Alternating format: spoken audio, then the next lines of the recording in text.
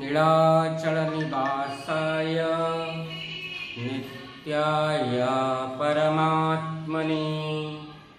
बलभद्रसुभद्राभ्यां जगन्नाथाय ते नमः। छात्रः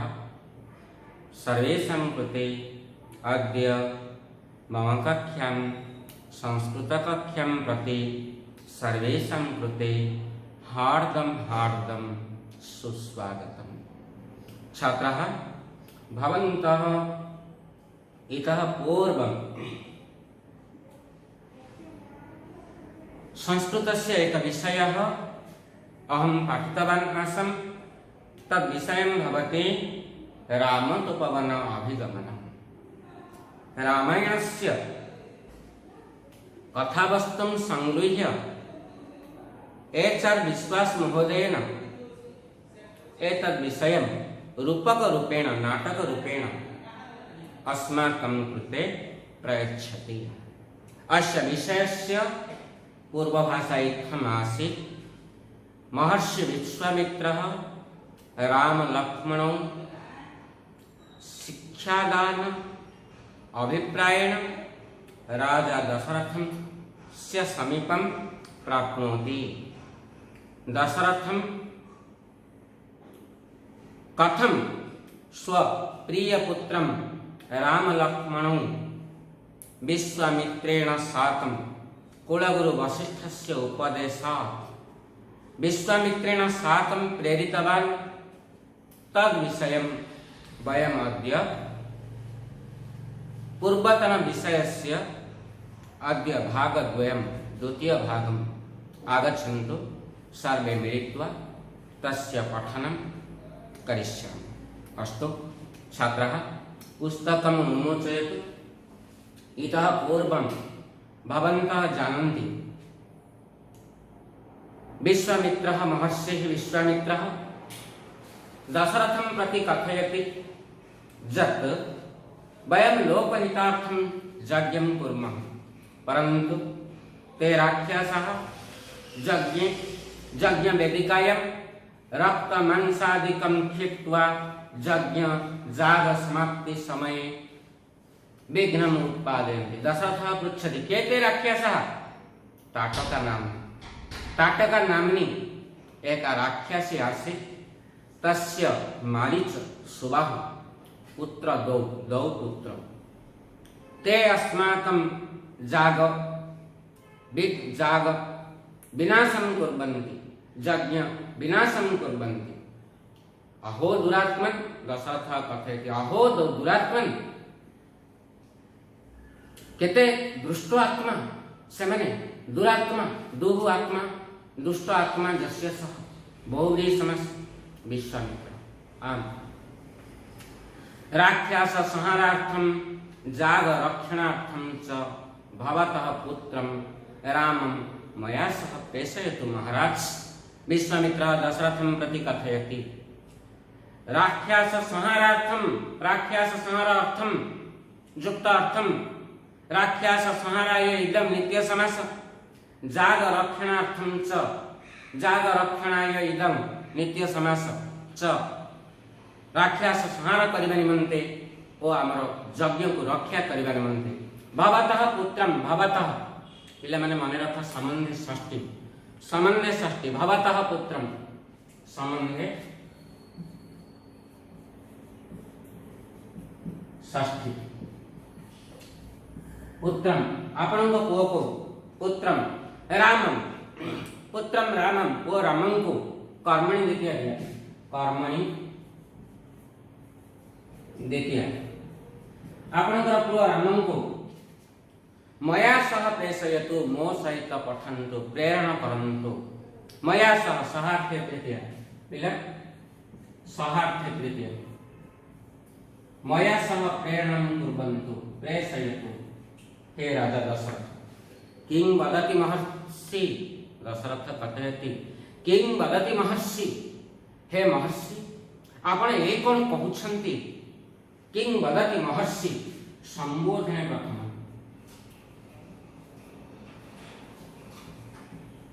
संबोधने प्रथम किं वदति महर्षि कौन कहउछन्ति महर्षि महाजुक्त ऋषि महाजुक्त ऋषि महर्षि कौन कहउछन्ति महर्षि विसर्ग नहीं मिला महर्षि संबोधनात्मक स्थल विसर्ग नास्ति अत्र पश्यन्तु कौन कहउछन्ति महर्षि राक्षसानां संहारार्थं रामं प्रेषणीयः वा राक्षसानां संहारार्थं राक्षस मानकर संहार करिबा पई संहारार्थम संहाराय इदम नित्य समास संहार करिबा पई राम प्रेषणीय बा राम को प्रेरण करिबा दरकार कि आवश्यक कि प्रेषणीय अन्य प्रत्यय प्रेस प्रयुक्त इस युक्त अन्य प्रेषणीय बा आवश्यक कि आम राम लक्ष्मणं च प्रेषयतु आम आम महाराज हाँ महाराज दशरथ उत्तर विश्वामित्र कहते हाँ महाराज राम लक्ष्मणं च प्रेषयतु राम और लक्ष्मण को पठाई दियंतु प्रेरण करंतु राम लक्ष्मणं कर्मणि द्वितीय महर्षि महच्चास ऋषि चेति कर्मधारय समास दशरथ महर्षि आश्चर्य राम इदानीमपि पंचदशीयः बालः राम वर्तमान तो 15 वर्षर गोटे छुआ राम इदानीं युक्त अपि 15 वर्षीयः बालः 15 वर्षर गोटे छुआ सह कथम से किभଳି बा राक्षसानां संहारं कर्तुं राक्षस मानकर संहार करिबाकु क्रोधातुर तुमुन प्रत्यय दिया क्रोधातु तुमुन प्रत्यय राक्षसानां संहारं कर्तुं राक्षस मानकर संहार करिबा पई समर्थः भवेत् समग्र राक्षस संहारं करिया राक्षस मानकर संहार करि जाय पारे लक्ष्मणस्तु इतोपि बालः हे महर्षि राम ठारू इतोपि आहुरी अधिक छुआ लक्ष्मण ए दुई जन केमिति बा समर्थ हेबे विश्वामित्र राम राक्षस संहार कर्तुं समर्थ अस्ति राजन् तमेव प्रेषयतु राजा दशरथ चिंता मास्तु विश्वामित्रः कथयति दशरथ चिंता मास्तु रामः तस्य अन्तः कः विद्यमान अहं संपूर्णतया जानामि एतदर्थं रामं साधारणमिति न चिन्तयतु रामः राक्षससंहार कर्तुं सर्वथा समर्थः एव अतः विना संकोचं विना द्विधां भवान् रामं मया सह प्रेषयतु तमेव प्रेषयतु तं युक्त एव तमेव तं प्लस एव तमेव प्रेषयतु तांको ही पठन्तु मास्तु श्रीमान ना श्रीमान हे श्रीमान मास्तु संबोधने प्रथम मास्तु श्रीमान बहु कालादनन्तरं मया पुत्रः प्राप्तः बहु कालादनन्तरं मोर परिणत वयसरे बहु तपस्या करी पुत्रेष्टि यज्ञ करी राजा लोमपादंकर सहायता ऋष्य श्रृंग महर्षि द्वारा पुत्रेष्टि यज्ञ करी मो द्वारा पुत्र प्राप्त होइछि मया पुत्रः प्राप्तः मया अनुक्ते कर्तरि तृतीय पिला अनुक्ते कर्तरि तृतीय मया पुत्रः प्राप्त तान् पुत्रान् दूरं प्रेषयितुम् अहं न शक्नोमि महाराज अहं न शक्नोमि महर्षि अन्यच्च सही पुत्र मानक तान् पुत्रान् कर्मणि द्वितीय तान् पुत्रान् दूरं प्रेषयितुं दूर को प्रेरणा करबाकू दूरं प्रेषयितुम् अहं न शक्नोमि मु सक्षम नुहे आहुरी मध्य अन्यच्च अन्यत् युक्तच्च अन्यत् युक्तच्च अन्यच्च आहुरी मध्य किछि कहबा पई चाहुथिले किछि वार्ता तस्य मनसि आसी परंतु तस्य वाक्यं छिन्नं कृत्वा विश्वामित्रः कथयति स कोपं कोपेन सह वर्तमान क्रिया विशेषण द्वितीय कोपर सहित रागर सहित से पहुंचे तरी राजन ताले राजा संबोधन प्रथम मम यज्ञस्य रक्षणं कथम ताले राजा कहंतु मोर यज्ञर रक्षा किभଳି हेबो मो जाग को किए रक्षा करिवो मो यज्ञर विषय चिंता करन्तु दशरथ तद विषय चिंता मास्तु चतुरंग बलेन सह अहमेव आगच्छामि किल राक्षस संहारं करोमि। महर्षि विश्वामित्र तस्मिन् निमित्ते भवतं चिंता न करणीयं भवान् न चिन्तयतु अहम अहम राजा दशरथः चतुरंग बलेन सह चतुरंग बल गोटे राजार पिला चतुरंग बल था कौन कौन ना पदातिक अश्वारोही गजारोही रथारोही एमती चारि प्रकार बल को नहीं राजा युद्ध करिथा मोर से चारि पदातिक सैन्य को नहीं चतुरंग बलेन सह पदातिक अश्वारोही गजारोही रथारोही को नहीं मु निजे जीवी मु यज्ञ रक्षा करी अहमेव गच्छामि आगच्छामि मु निजे ही तुम सहित आसीजी आगच्छामि राक्षस संहारं करोमि राक्षसानां संहारं राक्षस संहारं षष्ठी तत्पुरुष राक्षस महानंकर संहार अहमेव करोमि मु ही करिबि। विश्वामित्र विहस्य हसि हसि हसि विहस्य बीजुक्त हसयुक्त हस्य छात्रः बी उपसर्ग पूर्वक हस धातु लिय प्रत्यय विहस्य रूपम सिद्धम। राजा विश्वामित्र राजन को कथा को सुनी हसी हसी महाराज हे महाराज संबोधन प्रथम महाराज मारीच स्वभाव साधारण इति मां चिंतयतु मारीच और स्वभाव ए दुई जन राक्षस को आपण साधारण बोली भाबंतुनी आपण कम भाबुचंती तांको आपण मारी देई परिबे आपणकर चतुरंग बल कोन से दुई जन पई समर्थ हेई पारे ता से दुई जन को आपण साधारण बोली चिंता करंतुनी महर्षि चिंता करंतुनी राजा से दुई जन साधारण नुहंती तयोः बद्धं कर्तुं श्रीराम एव समर्थ आपण जानि नाहंती तयोः से दुहिंकर बद्धं कर्तुं बद्ध करिबा पई क्रोधातु तुमनु प्रत्यय बद्धं कर्तुं श्रीराम एव समर्थ श्रीराम एव श्रीराम ही एका एका श्रीराम ही समर्थ अटंती तमेव प्रेषयतु महाराज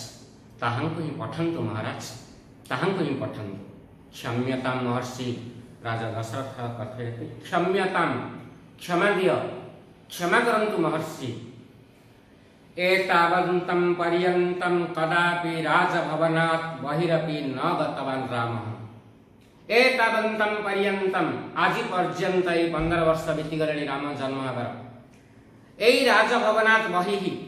एई राजभवनर बाहर को से केबे मध्य पाद रखिनी केबे मध्य जाइनी एतावन्तं पर्यन्तं रामः कदापि कदाचित्तापि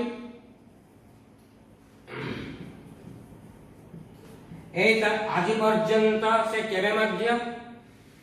राजभवनात् बहिरपि न गतवान् राजभवनात् पिला बहि पद जोगे पंचम मन रख पिला बहि पद जोगे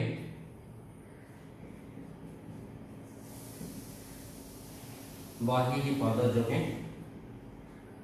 पंचम आज पर्यंत से बाहर को केबे मध्य न गतवान् गम धातु तवतु प्रत्यय धातु होछि गम प्रत्यय होछि तवतु आज पर्यंत से केतेबेले मध्य बाहर को जाइनी न गतवान् सह घोर अरण्ये कथं वा संचारः कुर्यात् हे महर्षि सह घोर अरण्ये निबिड़ जंगल रे निर्जन वन पथरे जनशून्य विजन वनभूमि रे किभଳି भाବରେ संसार करि परिबो परिभ्रमण करि परिबो बोली परिबो संयुक्त चिरुयुक्त घ संचारम कुर्यात् मास्तु महर्षि मास्तु ना महर्षि ना ता आपण राम को मते मागंतुनी राम को मु देई परिबिनी मास्तु महर्षि संबोधन प्रथम मास्तु मा युक्त अस्तु विश्वामित्र तरिहि भवान रामं प्रेषयितुं न इच्छति ताले राजा आपण भवान कर्तरि प्रथम रामं प्रेषयितुं रामं को प्रेरणा करबा को प्रयस्तुम रामं को प्रेरणा करबा पई न इच्छति इच्छा करूनाहंती ठीक अछि परंतु अहमेव आगच्छामि किल विश्वामित्र आउ किछि कहया पई चाहू हठात राजा दशरथ छड़ाई नहीं कहउछन किंतु मु तो जीवी बोली कहउछि ना किंतु परंतु परम युक्त तु अहमेव आगच्छामि किल अहमेव संधि अहम युक्त एव अहम प्लस एव अहम एव मुई तुम साथी आसबि बोली कहूछि ना आगच्छामि किल आसबि तो निश्चित नापेक्षितम न आवश्यकम आपनकर आसला किसी जरूरी नहीं न अपेक्षितम नापेक्षितम अपेक्षित नुहे आवश्यक नुहे भवतः आगमनम सर्वथा नापेक्षितम राजा दशरथ भवतः आगमनम भवतः पूज्योगे षष्ठी आगमनम आजुक्त गमयुक्त ल्युट आपनकर आसीबाटी सर्वथा नापेक्षितम सब समय आवश्यकता नहीं जदि शक्यम रामम प्रेषयतु जदि सक्षम जदि आपण समर्थ अटंती भावुछंती रामम लक्ष्मणम च प्रेषयतु राम लक्ष्मण को पठान्तु प्रेरणा करन्तु नचेत मह्यम गमनाय अनुमति ददातु राजन नचेत जदि राम लक्ष्मण को पठेबेनि तेबे नचेत मह्यम गमनाय अनुमति ददातु मह्यम दानार्थे चतुर्थी मते जीवा पई अनुमति दियंतु आपण जदि राम लक्ष्मण को मो साथे पठाइबे नाही तेबे मते ही जीवा पई अनुमति दे दियंतु दशरथ स्वागतम निजको निजे भावुछन स्वागतम स्वस्यगतम स्वागतम षष्ठी तत्पुरुषमस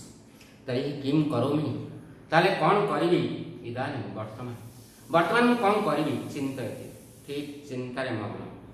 वशिष्ठ से पाखरे बसिथिले जे कि कुलगुरु वशिष्ठ कहले दशरथ आपण कौन चिंता करूछंती दशरथ वशिष्ठ महर्षि भवान सर्वं श्रुतवान किल किं कुर्मः इदानीं हे महर्षि हे राजा दशरथ वशिष्ठ कहउछंती वशिष्ठं को कहउछंती वशिष्ठ हे महर्षि आपण तो सब किछि सुनिले तेबे एहीपरि अवस्था एहीभଳି परिस्थिति रे कौन करिबा उचित वशिष्ठ महर्षि भवान सर्वं श्रुतवान किल आपण सब किछि सुनी अछंती किं कुर्मः इदानीं वर्तमान कौन करिबा वशिष्ठ महाराज वशिष्ठ कहउछंती राजा दशरथ को महाराज महान राज कर्मधारय समास एसह विश्वामित्र साधारण न ए जो ऋषि विश्वामित्र आम पाखरे बसिछंती ये साधारण नुहंती स्वयं क्षत्रिय कुले जातः अपि स्वप्रयत्नेन एव ब्रह्मर्षि पदम प्राप्तवान स्वयं निजे निजे क्षत्रिय कुल रे जन्म लाभ करिथिले मध्य निज प्रयत्नेन स्वजत्रेन स्वचेष्टया निज चेष्टा बल रे स्वयं ब्रह्मर्षि पदम प्राप्तवान ब्रह्मर्षि पद को से पाई अछंती त्रिशंकु महाराजं सदेहं स्वर्गं प्रति प्रेषितवान ऐसा त्रिशंकु महाराजं सदेहरे स्वदेहरे स्वर्गं को ये पठेछंती एही होछन सेही ब्रह्मर्षि सेही महर्षि विश्वामित्र एतस्य सामर्थ्यम अपरिमितम एहंकर सामर्थ्य एहंकर परम पराक्रम एहंकर तपस्या घोर तपस्या अपरिमित अटे परिमित कल्पना कर जाई पारेना एतेन सह राम लक्ष्मणं प्रेषयति चेत् तयोः महान लाभ भवति हे राजा दशरथ एतेन सह एहंक सहित राम लक्ष्मणं प्रेषयति चेत् जदि आपण प्रेरणा करन्ति एहंक सहित जदि राम लक्ष्मणं को आपण प्रेरणा करन्ति तेबे तयोः से दुहिंकर महान लाभ भविष्यति बहुत बड़ लाभ हबो से माने बहुत किछि एहंक पाखरु शिक्षा करि परिबे ग्रहण करि परिबे एणु चिंता करंतुनि महाराज दशरथ पठान्तु ए महर्षि विश्वामित्रଙ୍କ सहित राम लक्ष्मण दशरथ तरी भवतः अभिप्राय अपि तथैव बा दशरथ कहउछन भवतः अभिप्राय आपणकर अभिप्राय इच्छा आकांक्षा अभिलाषित वस्तु तथैव बा तथैव तथा युक्त एव पिला संधि मंडप तथा युक्त ए तथैव बा ताले आपणकर अभिप्राय कोन ठीक सेही बली अटे एही बली अटे आम जतः विश्वामित्र शास्त्रयोः पारंगतः हाँ महाराज आम महाराज जतः जेतु विश्वामित्र महर्षि शास्त्र उभय पारंगतः शास्त्र और शास्त्र उभय से पारंगत अटंती तेन राम लक्ष्मणौ अपि शास्त्राणाम उपदेश प्राप्तुम अर्हत तेन ताद्वारा करणी तृतीया तेन राम लक्ष्मण मध्य शास्त्र उपदेश पाई परिबे ताहंक ठारू शास्त्र विषय और शास्त्र विषय उभय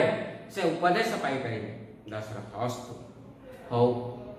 जदि भवतः अपि आशयः एवमपि अस्ति हो जदि भवतः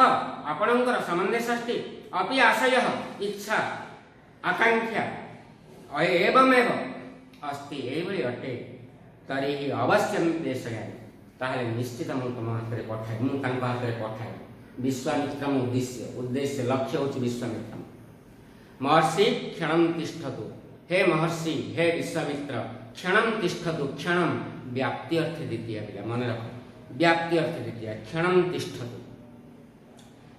तिष्ठतु राम लक्ष्मण अत्रैव आगच्छत राम लक्ष्मण रामश्च लक्ष्मणश्च कमतो द्वंद्व समास अत्रैव आगमिष्यति आगच्छत एठाकु ही अत्रैव अत्र युक्त एव अत्र युक्त एव अत्रैव एठाकु ही राम लक्ष्मण अत्रैव आगच्छत एठाकु ही आसुछु क तत्र किय अक्षरे सेठी क तत्र किय अक्षरे सेठी सेवक सेवक आगच्छति आज्ञा वयतु महाराज आदेश दियन्तु महाराज संबोधने प्रथम इदानीमेव राम लक्ष्मणं च अत्र आनयतु अरे सेवक गच्छ जाओ इदानीमेव एई वर्तमान एई क्षण रे ही राम लक्ष्मणं च अत्र आनयतु राम और लक्ष्मण को एठा को आनंतु सेवक यथा आज्ञा वयति देव हे देव आपण जेमिति आदेश देउछन्ति गच्छति संगे संगे जाइछि राम लक्ष्मणाभ्याम सह पुनः आगच्छति आ राम लक्ष्मण सहित राम लक्ष्मणाभ्याम स्वार्थे तृतीय पुनः आगच्छति राम लक्ष्मण सहैव वदत दिजन जाक एका संगे सहैव एका संगे कहउछनि जनक अभिवादये हे पिता आमे तुमको अभिवादन करूछु नमस्कार करूछु प्रणाम जणाउछु जनक अभिवादये आयुष्मान भव दशरथ कहउछन्ति आशीर्वाद रे आयुष्मान भव हे राम तुमरा आयुष वर्धित हो आयुष्मान हो लक्ष्मण तुम्हें भी आयुष्मान हो राम लक्ष्मण पुणी जीवन जाक विशेष मिलमिशी वशिष्ठ उद्देश्य आचार्य अभिवाद हे आचार्य हे कुलगुरु वशिष्ठ आम दुहे आपण को प्रणाम करुछु अभिवादन करुछु प्रणति अर्घ्य को बाढ़ी दउछु वशिष्ठ कीर्तिमान भव हे राम तुम्हें कीर्तिमान हो हे लक्ष्मण तुम्हें भी कीर्तिमान हो दशरथ तत्र पश्यतु राम लक्ष्मण सह विश्वामित्र महर्षि सह अस्माकं सर्वेषां पूज्य हे राम लक्ष्मण सेठाकु देख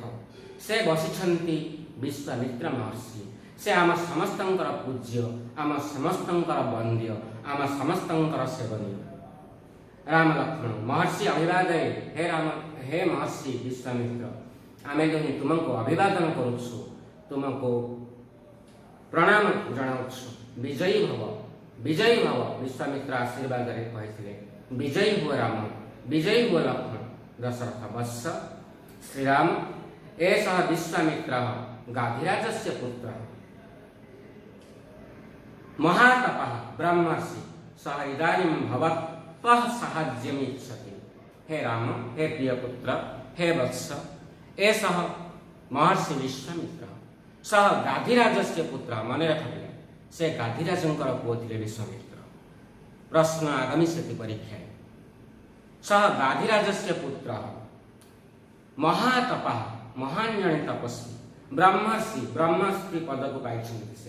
से इदानीं से वर्तमान आज राजप्रसाद को आगमन कारण होछि भवतः साहाय्यम् इच्छति आपणकर साहाय्य को से इच्छा करन्ति साहाय्यम् इच्छति आश्चर्येण राम आश्चर्य किं मम साहाय्यम् कौन मोर साहाय्य इच्छा करुछन् जनक बापा विनोदनार्थम एवं वदति बा भवान मनर खुशी पाई मनर आनंद पाई आपण एमती कहउछन्ते ना सतरे महर्षि विश्वामित्र मो ठारु किछि साहाय्य सहायता पाई एठाको आछि ठीक अछि आज एतिकी रखुछि आगामी कालांशरे आमे आर विषय को आगको नेबा अस्तु सर्वेषां कृते धन्यवाद।